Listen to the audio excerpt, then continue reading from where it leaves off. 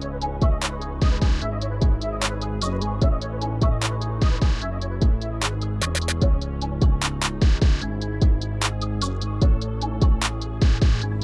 my name is Deion Finley, and I'm a young entrepreneur. I'm a 25-year-old barber from Green Bay, Wisconsin, and I've been in the profession for about 5 years now. My journey began in my mother's dining room, where I honed in on my craft and passion for barbering. Outside of work, I'm a family man, married with 2 dogs. I love sports, cooking, and spending time with loved ones. I'm also part of a Bible study, and I'm an ordained minister. Brian, I'm so thankful to be on the Rise and Thrive Chronicles, and I pray that you guys tune in. Join us on the Rise and Thrive Chronicles podcast as we go to Green Bay, Wisconsin to interview Deion Finley. We will discuss his award for being the best barber and the skills he's learned to become an entrepreneur. Tune in to learn more about what motivates Deion and his impressive client base. Welcome to the podcast. How are you today, sir? I'm great, sir. How about you? Good. It's glad to have you on at our Young Entrepreneurs podcast. So actually the official title is the Rise and Thrive Chronicles podcast. So, but great to have you on as well. So as a young entrepreneur, we went up to Green Bay to find you and to see all the great things that you're doing. So as an entrepreneur and as a barber, a professional barber, how do you start your day? What things do you have to do to start your day? I mean, this thing has to be done. Well, first and foremost, I say, just starting the day off, got to pray first. Can't go into the day without God. And then after that, got to make sure, my mind is straight, my mental straight as far as, make sure I'm ate, I drink water, and, just get to the shop and set myself up for success, making sure that all my tools and stuff are in place to get the day started. I never thought about that. You go to these places, you're like, okay, well, they just here to cut my hair. You don't think about, they need to drink water because you're pretty much on your feet all most of the day, right? Except for yes, sir. Taking a break, if you get a break. Yeah, exactly. And like me, I don't take many breaks, so you're on your feet for 8 to 12 hours a day. So it's a lot. That's pretty impressive for a young man. So, did going to school, I know you have to go to barber school, but is it very helpful as a young entrepreneur? Because you do things outside of just cutting hair. You got a business side. What's that like? That business side is just, like tying that into school. In school, you learn, the laws of the business and the trade and everything like that. So in school, you learn a lot about, the disinfection, sanitation and stuff like that. And that's a foundational piece for me to set your business up for success, because there's kind of like those gold standards, and it'll help you, in having you to look at these things like, okay, if I got this in order and I'm preventing these things and taking those precautious measures in the sense of that, then the business will just flow smoothly. And it's just like, in the business sense, just making sure you take care of everything and do it the right way instead of rushing into it. Okay, so my question to you is, so why did you become a barber? I mean, it's a very skilled position. It's one that you could do this forever. I mean, you always need barbers. So is it something that runs in your family or just something you picked up? Tell us about it. To be honest, sir, I just picked it up. It's something that, I felt behind in life, and I was going to force myself to go to a 4-year and probably end up in a lot of debt. And somehow, some way, God blessed me with this ability and this love to just cut hair, and just making that positive change in somebody's life, and, seeing the confidence change in people, like they walk in, they're kind of groggy and stuff, having a bad day. They get a fresh cut, they're freshened up, and they're smiling, and they're ready to take on anything. So I just feel like it's a big blessing in that. I see. So you make people happy. Yes, sir. Bring some joy through their day. That's another aspect I never really thought about. So yeah, you do that. That's back when I had hair. I used to think about that. So do you consider yourself to be an entrepreneur, or are you just kind of like, oh, I'm just going to work on something I love to do? Yes, sir. I actually do consider myself to be an entrepreneur because I'm self-employed. Like a lot of people look at barbering as a lot of people think of being a barber is not a real career. I've had multiple people ask me if I have a side job or if I get paychecks and bonuses, and people don't realize like my business is my chair, my clients, and I'm in full control of that. And that's why I market myself the way I do and things of that nature, because it all falls on me at the end of the day. Mm-hmm. Mm-hmm. What type of things fall on you? Like what? Shoot, you gotta have there's certain like when you get a barber shop and you have that in your name, there's certain insurances you gotta have. There's certain insurances you have to have behind the chair. My tools I have to pay for. Like I said, going to school and getting your proper licensure and all that. Just making sure that you are set up for success in every way, and knowing that every haircut that goes out there, that's your product. So Mm-hmm. that's a huge Mm-hmm. thing as well, and knowing that I can't rush through this haircut, because at the end of the day, that's my billboard walking. That's just my Mm-hmm. mindset. And I never want to attach my name to something that people be like, that's kind of subpar. Mm-hmm. Mm-hmm. Okay. Wow. Yeah, that's something else I never really thought about either as well. So, because, my lifetime I had some good barbers and I had some not so good barbers. And Hmm. you're right though. And when people see that, especially the ones that are not good, they're probably thinking, okay, well, I'm not going to go there because this is the product that this person creates. So I need to find somebody who's going to create something that is going to make me happy when I get out of that chair. Yes, sir. Okay. That's how it works, huh? Okay. Yes, sir. I love it. So, um, what happened when you actually knew that you were in business for yourself? So it wasn't any more of like, get $5 here, $10 here. Now you're like in business. You got clients, you got all these things. So when did it hit you? Shoot, I say it really hit me when I quit my 9 to 5 job. Coming out of COVID, my 9 to 5 job texted me while I was, still when I knew I wanted to be a barber, and I was at this standstill. Like, do I go work and continue to waste, 40 hours a week when I could be pursuing this career? And then once COVID ended, I was like, you know what? I'm just gonna take that step and pursue this career instead of going to work for somebody else all the time. Mhm. So that was a huge thing for me. Okay, yeah, that's a big step because you don't know. You mean you got bills to pay, you got a family. Oh, yes, sir. That's a huge step. And so I don't know what the economy is like up in close to the Green Bay area, but I'm sure just like everywhere else is expensive. So uh, that's a huge step of stepping out like that. Do you have some of the friends that you hang around? Are they entrepreneurs as well? Uh, no, sir.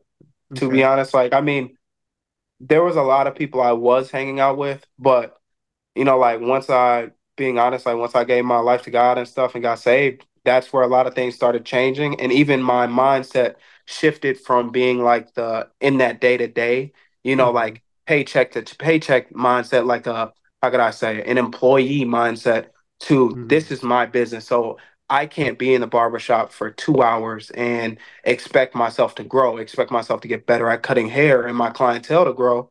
And I had to realize, this is on me. I got to come and set, that precedent of this is my business, this is my standard, and I'm going to show people that I'm here, I'm in the shop. Hmm. So that was a huge thing. So what did you mean by 2 hours here, 2 hours there? What do you mean? A lot of the people I was hanging around with, they would make it looked fun. I could go to work for a couple hours, cut some hair, and then, oh, let's go play basketball. Let's go hang out. Let's go get food. And that's where, like I said, these people, they weren't in that entrepreneur mindset. They were still having a lot of fun. And I just knew for myself and my family, it was best for me to take my business seriously. And instead of doing the 2 hour, the halfway in, halfway out mindset of 2 hours here, 2 hours there, I have to be there. I have to be present every day. Even if I don't have a client in my chair, I'm posting a picture of, my work or anything to compel people to want to come get a haircut by me. Hmm. Hmm. So that kind of leads to my next question is, would you consider some of those things that help you to stay focused on your success? Like when you do great or you have great years, like last year, congratulations, by the way. I heard you won an award for Barber of the Year, or is it the business? Was it you personally or the business? It was me personally for the shop I actually work at. Hmm. So with that, how do you stay focused now on being successful? It's kind of like, okay, well, I got this going on. Things are going good. You Hmm. know, for most people in general will kind of like end up, either tailing off or going back to, yeah, I can just only work a few hours now because, I got it like that. Hmm. Um, sir, I'd say the biggest thing that keeps me is God and just knowing that with the blessing comes responsibility. So that's actually my first award I received as a barber. So it holds a special place to me, and knowing that, God gave me favor to get that, but it made me want to work even that much harder and to get even that much better, at my craft, and not even just cutting hair, but what can I do to make that difference, for my clients, and being like that barber that stands out in a way. Not that barber, oh, you come in here, we're gonna talk about women, drugs, money. Like, nah, I don't want to do that. We're gonna uplift you while you're here. You're gonna leave looking good, feeling good, and you're gonna leave feeling empowered, knowing that, you had a conversation that uplifts you, while you're in my Hmm. chair. So it's Hmm. like that's a huge thing for me. And knowing that with that award, it kind of it brought that spotlight in a way to show people like, hey, he's doing something right, and I want to show people what I'm doing differently that could be right in the people's eyes that nominated me for that. Hmm.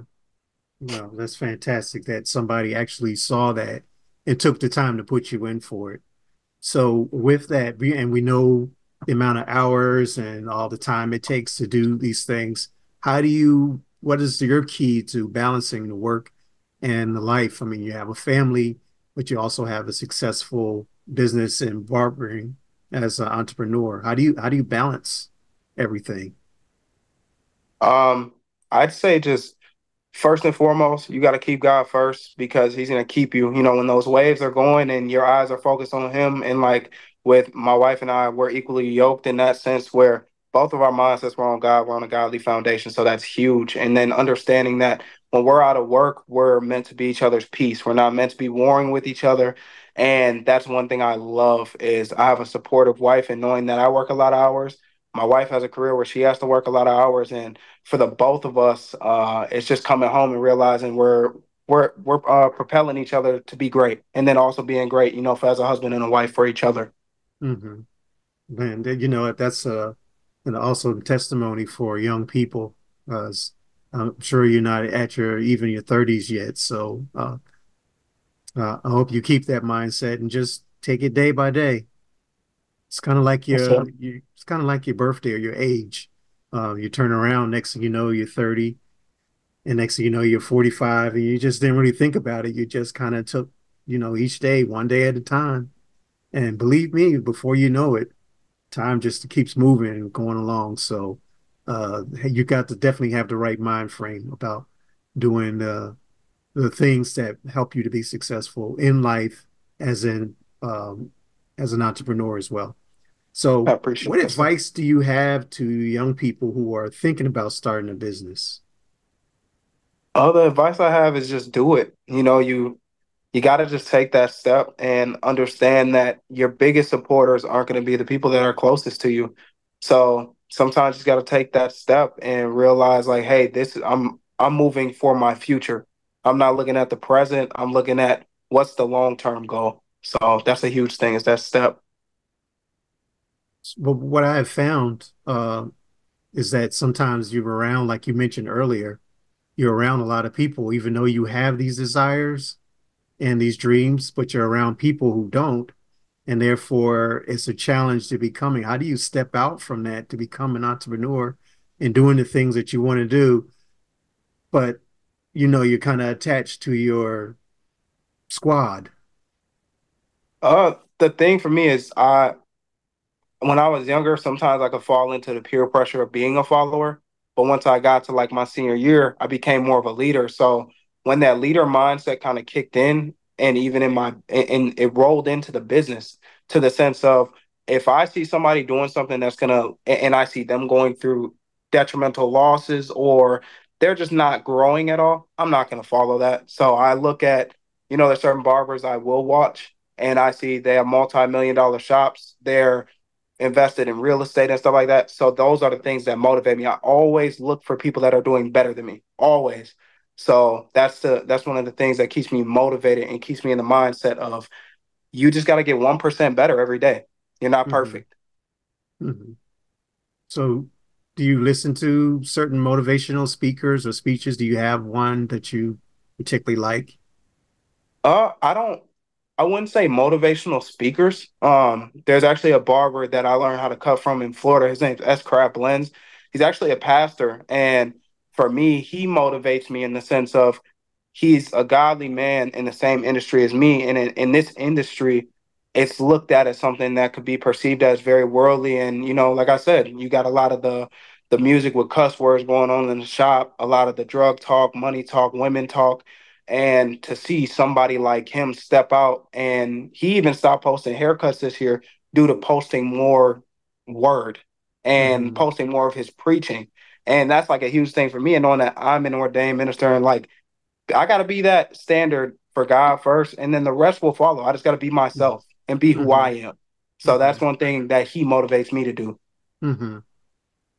All right, that's a great testimony because, people, whether they mention it or not or say it or not, people do really appreciate your stance. Even when they get into the chair, they're like, I can trust this person because he knows what he wants, he knows what he likes, and he knows how to present himself. So that's a big deal. That's a big deal. But tell me about some interesting people whose hair you cut. Do you come across Um, any interesting people or in sports or just locally known people? Like, is it the mayor or somebody comes in there or something? well, sir, I could say I'm one of the official barbers for the Green Bay Packers. So I cut quite a few Packer players, and growing up wanting to play for the Packers, I didn't quite cut it on the height, but I always remind them I chose to cut your hair. You got my jersey, and I'm just cutting your hair. I chose to do that. So it's things like that. And actually, somebody from the city I'm from, which is Green Bay, her name's Natisha Hydeman. She's in the WNBA, and I'm her personal barber when she comes back home. So that's something I hold close to heart too, because she kind of defied all odds for women, and she's playing in this league that a lot of people kind of look down upon. Hmm. So I just think those are interesting people, and it's also motivational as well, knowing that Hmm. NFL players, they're people just like me, Hmm. and that's like Hmm. what I'm relatable with them. I don't just look at them like, hey, you're in Madden and all this other stuff. Like, no, you're a person. How are you doing? How's your body feeling? You ate today, Hmm. things like Hmm. that. Hmm. Yeah, that's fantastic because yeah, I think that people, I've come across a lot of celebrities and they seem to appreciate more when you just kind of talk natural. They're around people won't tell them how great they are and all these other things, but just a normal conversation. And for you to be able to have this kind of understanding and knowledge is just phenomenal at your age. And well, one of the reasons why, we kind of selected you as to be on our Young Entrepreneurs podcast is that hopefully that through this that you'll make a impact on the other young people who on the fence. Let's put it that way. They kind of want to do it. They don't know what to do. They're scared to go forward. That's a big deal. They don't know who to talk to, and then they are around certain environments that don't allow them to progress. And so hopefully from looking at this, that to know that there is somebody out there that has achieved these goals, has gone through some things, and they can do it too. So Yes, they that can. was our goal for today. Is there anything that you wanted to say that I probably didn't cover? Um, to be honest, just shoot for everybody out there. Hey, it is one of those things where it's scary to be an entrepreneur, but in the long run, it is so worth it. And at first, you will get so much backlash. Like I remember I told my grandmother and my uncle I wanted to be a barber. They said, Deion, that's not a real career. Work for UPS, do these other things, like go get a real job. That's what everybody said to me at first. And a lot of people said, hey, I'm never going to get my hair cut by you.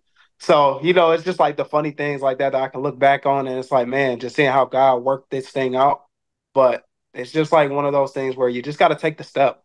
Take the step and realize that if you don't do it, somebody else will. Mm-hmm. So, okay. Deion Finley out of Green Bay, Wisconsin. Thank you so much for being on the Rise to Thrive Chronicles podcast. thank you.